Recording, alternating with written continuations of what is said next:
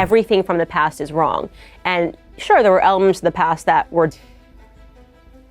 That belly looks very abnormal. That it looks very strange. If you look up close in the video, and I encourage people, look at this. It looks like there's like a bag. Just, you know, a sign of insecurity and a lack of coordination and a lack of like being comfortable with your body, you know, it's awkward. And I'm not saying that it's wrong to be awkward. All Candace did was point at the timeline, Harry wrote. And the moment she did, the whole thing collapsed like a poorly built alibi. And that's really how it started. Not with screaming accusations, not with wild theories, but with something almost boring in its simplicity. Candace Owens didn't even raise her voice. She didn't pound the table. She just calmly pointed at Harry's own words, his own timeline, his own version of events. And the second she did that, it was like watching a house of cards tremble. One small breath of logic, and suddenly the whole thing began to lean, wobble, and then fall apart right in front of everyone. Because timelines don't lie. People do, stories do, PR does, but math? Losing a baby? Look, what the F? I don't get it. This is not losing a baby, thank God, but Math just sits there, silent, waiting for someone to actually look at it. Let's be honest, when Candace Owens talks, people brace themselves. But this time, she didn't just spark drama. She basically lit a match and tossed it straight into Meghan Markle's perfectly curated fairy tale birth story. And the way she said it, calm, confident, almost too sure. According to Candace, Meghan's entire pregnancy narrative has holes big enough to drive Frogmore Cottage. Like, at that stage, you have nothing to hold on to. It just feels like chubbiness. Like, it was so weird in this picture here of her holding. What is she holding? She's not holding anything. There's no bump. And that calm confidence is what rattled people. Not shouting, not rage, just certainty. The kind that makes your stomach drop because you realize someone has done their homework. And suddenly, Meghan's glowing, soft-focused, candle-lit, Instagram-ready birth story didn't feel magical anymore. It felt staged, like a story designed to be admired, not examined. And the second someone examined it, the cracks showed up fast. Here's where the whole thing starts feeling less like a royal birth and more like a Netflix plot. Someone forgot to fact-check. none of our effing business, but she needs us to love her. So she will do whatever it takes, and she doesn't know how to make us love her. Once you lay Harry's timeline out in the open, the reaction was instant. Doctors didn't roll their eyes. They practically choked. The math simply did not math. Doctors didn't argue. They didn't debate. They didn't politely disagree. They choked. Because nothing about that timeline matched reality. Not medical reality, not hospital reality, not human body reality. The more you read it, the more it sounded like it had been written by someone who had seen childbirth on television but never actually witnessed one. 2 epidurals, a full labor, Meghan getting checked. Were fake, one or both of them. And this is the only time that I've actually indulged the theory. Because if we can show that video again, I don't know, can we show it without... The baby getting checked, paperwork done, security briefed, bags packed, and then an hour-long drive back to Frogmore. All wrapped up neatly in a 2-hour window like they were rushing to catch a movie showing. Please, even people who have never been near a delivery room knew that sounded. Even people with zero medical experience felt it in their gut. 2 epidurals alone are not a casual thing. Add labor, add checks, add newborn monitoring, add hospital protocols, add security. Under your dress, you gotta look up close. There's very strange bumps coming off of that pregnant belly. I don't know why, Stu, but for the first time ever... Add paperwork, add travel, and somehow, magically, it all fits into 2 hours. It didn't sound impressive. It sounded impossible. Medical professionals were the first to say the quiet part out loud. It wasn't just unlikely. It was medically impossible. 1 epidural alone requires hours of monitoring because your blood pressure can tank, your legs go numb, and doctors want to make sure you can stand without collapsing. 2 epidurals, you might as well book a room for the night. This is where the whispering stopped.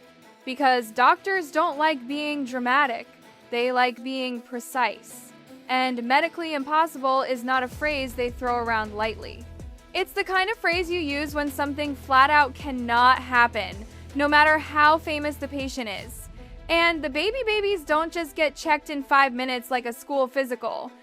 Newborn monitoring takes time, especially for a first-time mom over 35. Reflex tests, temperature stabilizing, feeding checks, none of that fits into a rushed timeline. Look like a pregnant belly. It looks all bumpy. It's very strange. It looks like what you'd get if you put like a pillowcase full of like socks or something. And that's when people started noticing other things.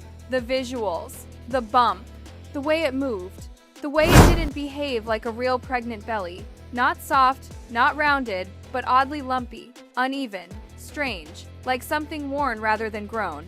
But what really made professionals gasp was the casual mention of 2 epidurals.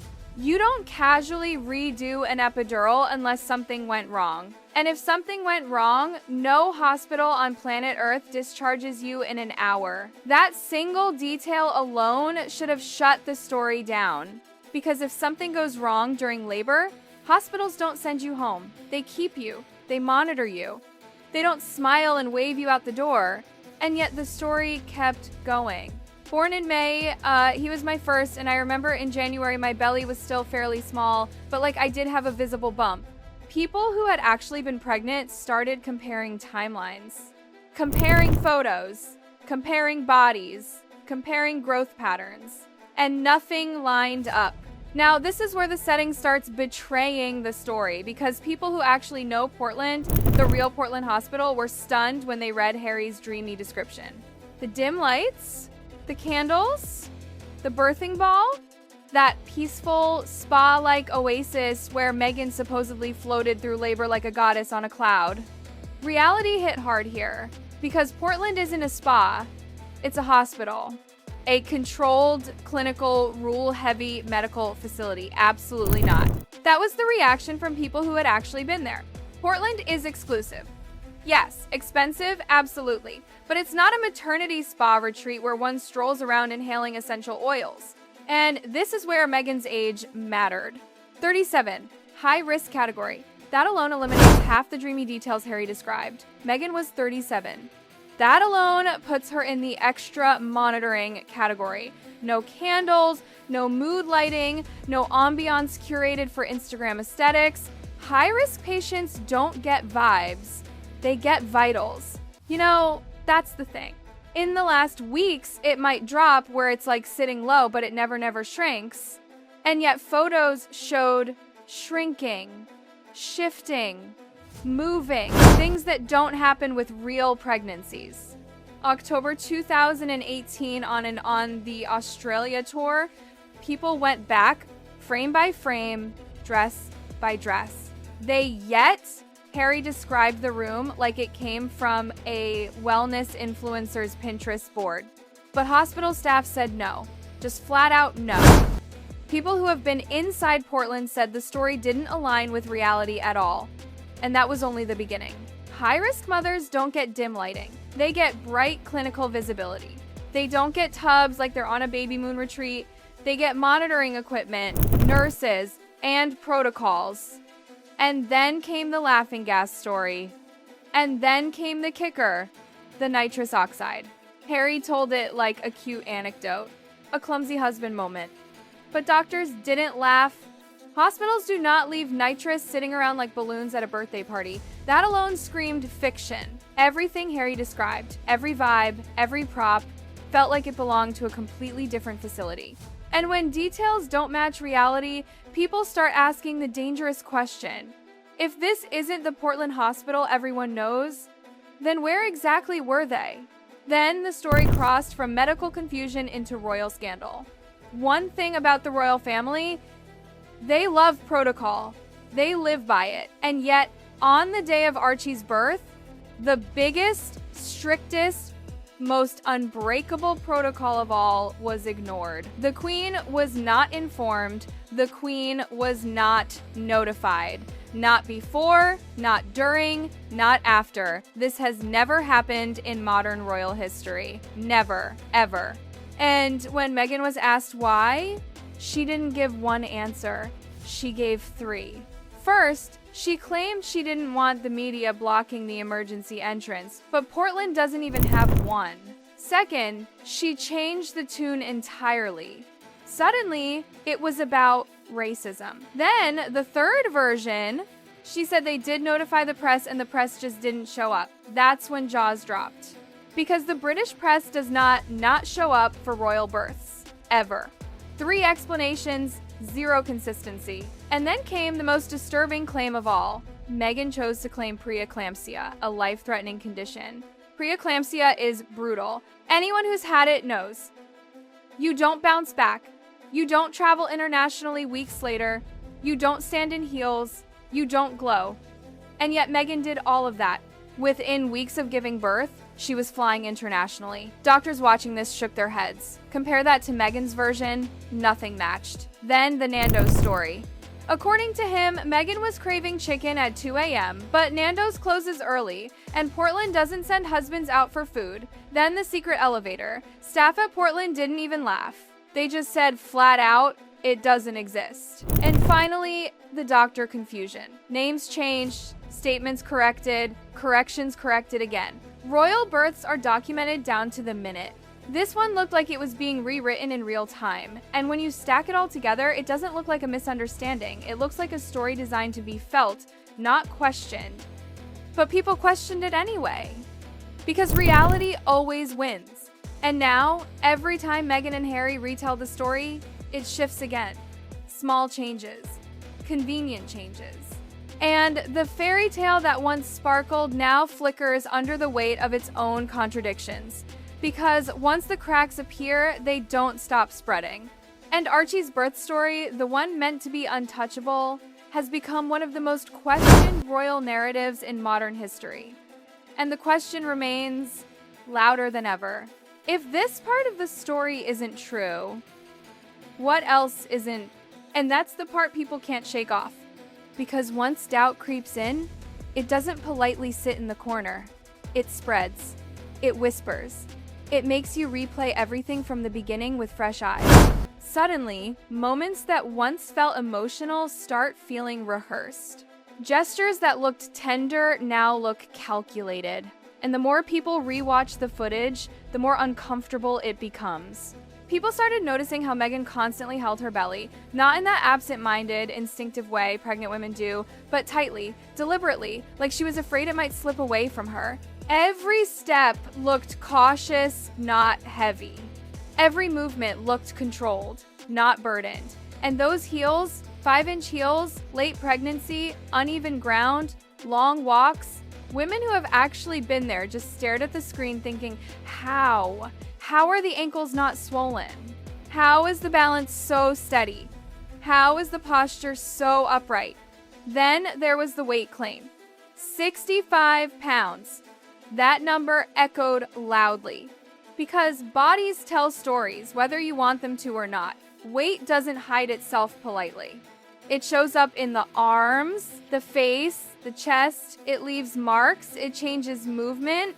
And yet photo after photo showed the same slim arms, the same sharp jawline, the same unchanged frame. The bump grew, shrank, shifted, but the rest of the body stayed frozen in time. And people didn't want to question it at first. They really didn't. Because questioning a pregnancy feels cruel, it feels invasive, it feels wrong. But the problem was the story kept demanding to be believed while refusing to make sense. Every attempt to explain it only made it messier. Every clarification introduced a new contradiction. Every emotional appeal came with a detail that didn't align. And then there was Harry, always beside her, always supporting the narrative, which led many to the uncomfortable conclusion that this wasn't confusion. This wasn't ignorance. This was coordination. Because you don't accidentally repeat the same impossible details unless you're both committed to the same version of events. What started as gossip turned into pattern recognition. And patterns are dangerous when you're trying to sell a fairy tale. Because fairy tales rely on suspension of disbelief, but once disbelief kicks in, the spell breaks instantly. Now, every time Meghan appears on screen, people don't just listen anymore. They analyze, they pause, they rewind, they compare, they remember what was said before. And with each revisit, the story doesn't grow stronger. It grows thinner, flimsier, more fragile.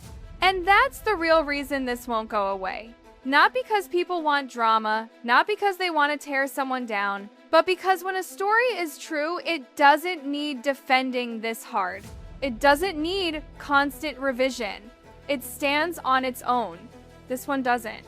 And until the pieces finally line up, the questions won't stop. They'll only get louder.